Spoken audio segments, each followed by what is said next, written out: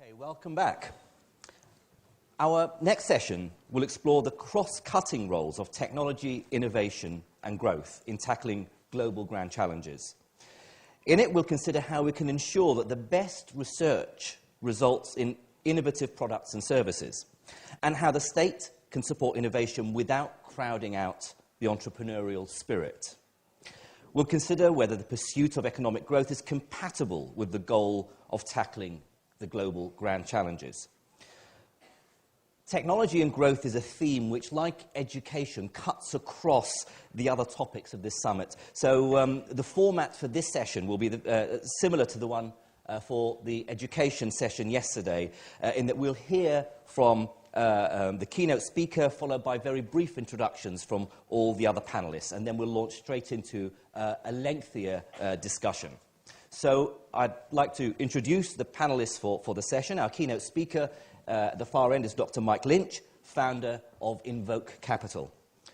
Dr. Margaret Ann Craig is CEO of Clyde Bioscience. Dr. Regina Dugan is Senior Vice President of Advanced Technology and Projects at Motorola Mobility. Andrew Sims is Fellow of the New Economics Foundation. And Professor Andy Hopper is President of the IET and Head of Computer Laboratories at the University of Cambridge. And Dr. Yingtao Li is President of the 2012 laboratories at Huawei Technology Company Limited. So I'd like to invite Mike Lynch to deliver the keynote speech.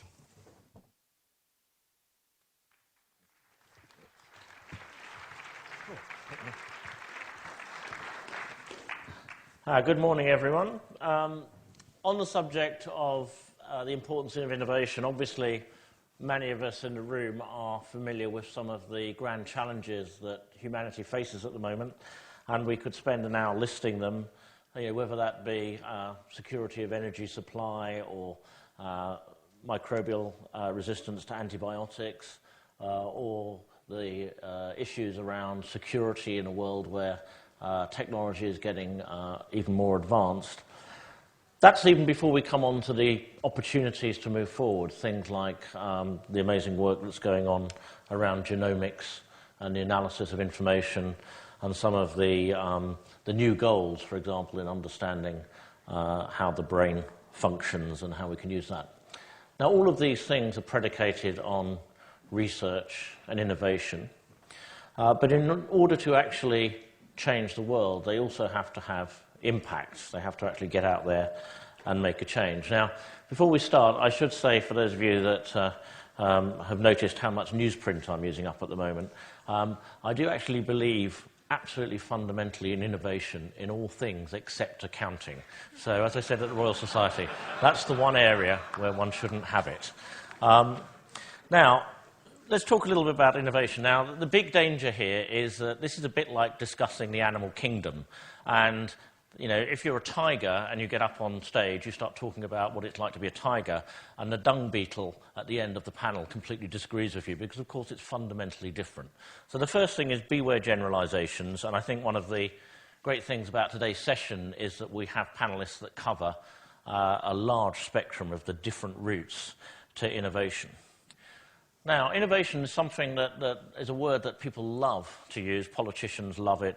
Company marketing departments love it. It's actually a very interesting word. If you look back at its original roots, when it was first used in the English language, it was a bad thing. Basically, the word innovation was used to denote something which was a change and therefore highly suspect and bad. Obviously, we've gone to the other extreme now, where one can actually sometimes fear that there's almost an innovation industry. So, I'm someone who's sat there and just done this ad hoc over the years in multiple companies, and I see these sort of business books about innovation and consultants and all this sort of stuff.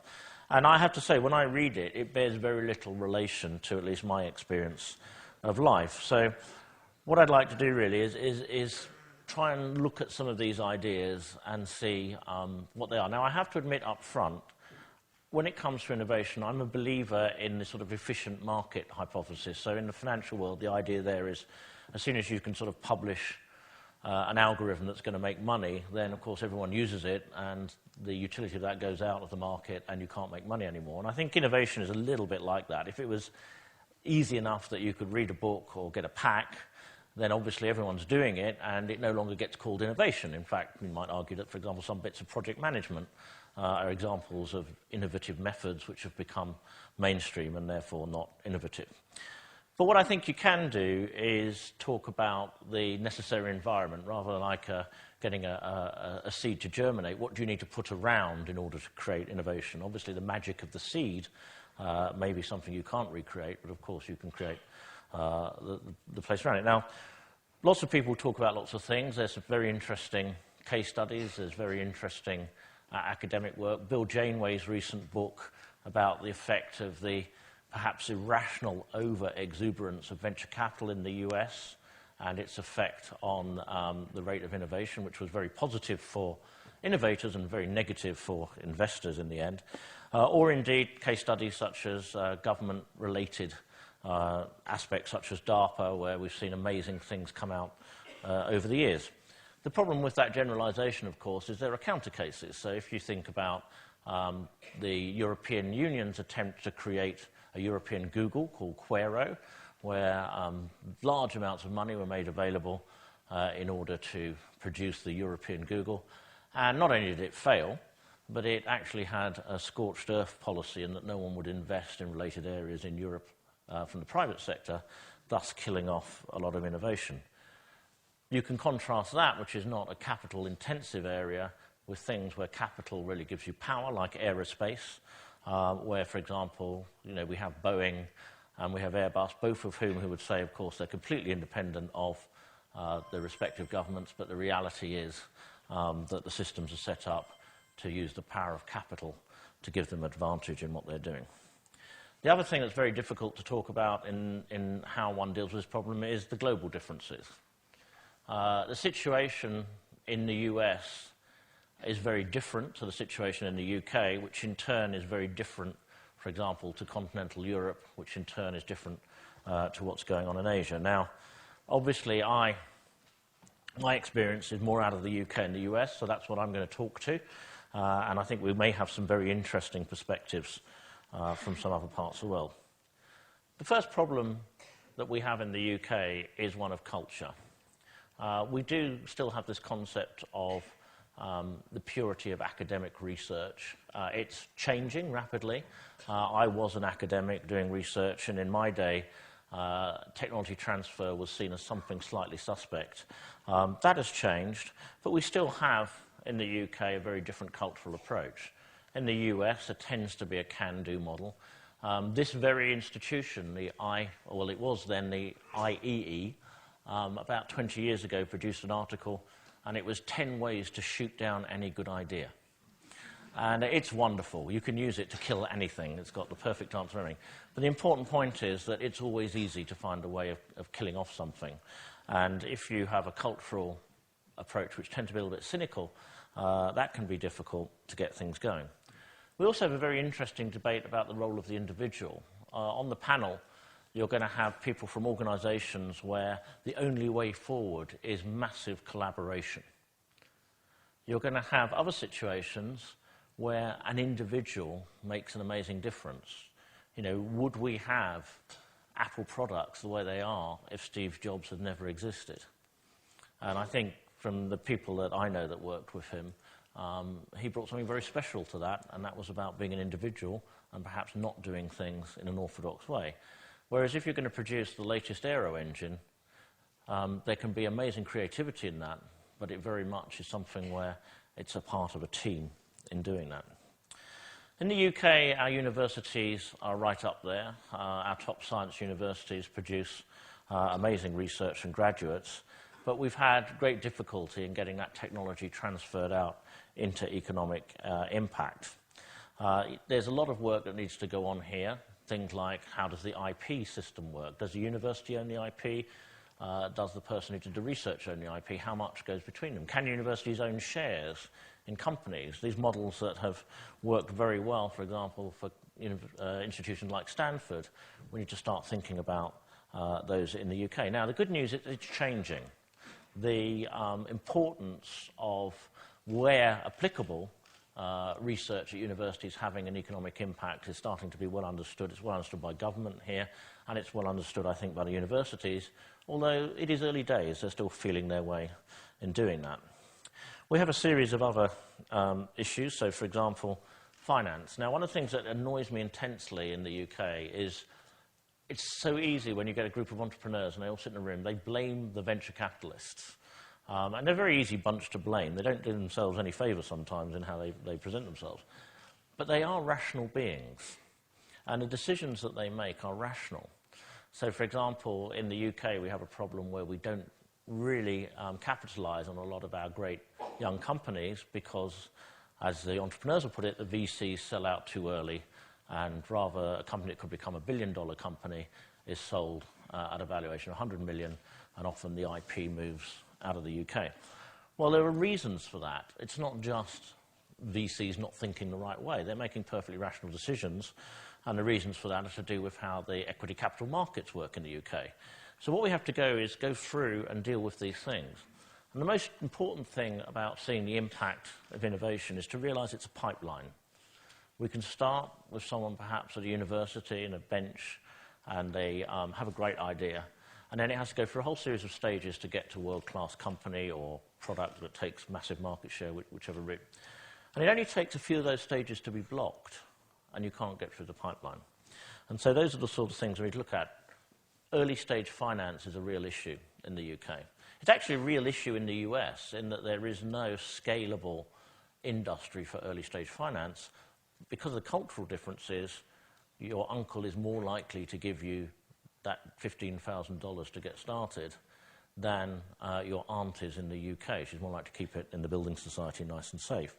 And what that means is where you have a structural issue there, it's getting bridged in the US, but not so much in the UK. Obviously, government has to play its role. It has to, first of all, appreciate the importance of innovation and growth. I think in the UK that's happening now. John Rose, who was the chairman of Rolls-Royce, had a very simple saying, which was, if you look at the UK situation, how do you make prosperity? You grow it, you dig it out of the ground, or you use creativity and know-how to turn something into something more valuable. Well, in the UK, we're actually very, very good at growing it. We do it incredibly efficiently. Sadly, the UK is not sitting on vast gold reserves, so we're not really going to get too far on that one. So it's all down to the last one, and I think that's a message that government's got. Now government has the challenge of working out what to do. You know, we've had the situation where you can't pick winners. That obviously doesn't work. We have the Quero example where you can actually go backwards by doing the wrong thing.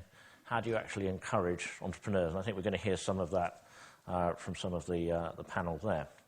So, very, very interesting question, vital for how we move forward. There are some important things to understand about the current environment, though. When I was doing research work and trying to make prototypes, if I wanted to use a new chip, I had to send a letter off to the chip manufacturer. And about 3 weeks later, back came the data sheet, and I could decide whether to use the chip, and I'd go and order the chip. That all happens in seconds on the internet now. If I want to go online and find someone who's used that chip before, I can just get put in touch with them, even if they're on the other side of the world. So the ability to utilize knowledge is growing at an exponential rate. The value of our knowledge, I believe, is growing because of its impactfulness. And then what we have is a situation where we look at the enabling technologies, things like connectivity, the ability of, we're all carrying supercomputers in our pockets now, smartphones. They can see and they can hear. We have suddenly the ability to do mass genetic sequencing. We can go on and on. We're in a period of phenomenal change where tools are allowing us to do things more complex and more rapidly. And we're about to enter some fundamental new areas.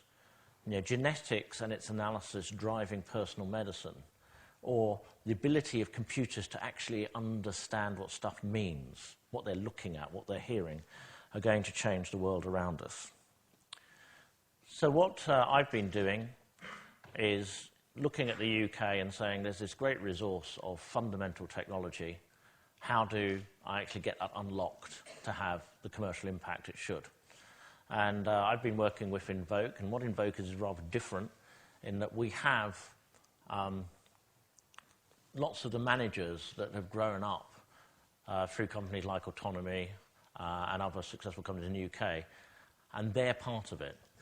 So what we can do is go in to a small company and actually bring the expertise about how you productize it and market it, and all those things that aren't about the technology, but are about making the technology useful, and actually get it out. Now, that's a big problem in the UK, because there isn't that talent around, whereas in Silicon Valley, you can have a Rolodex of that.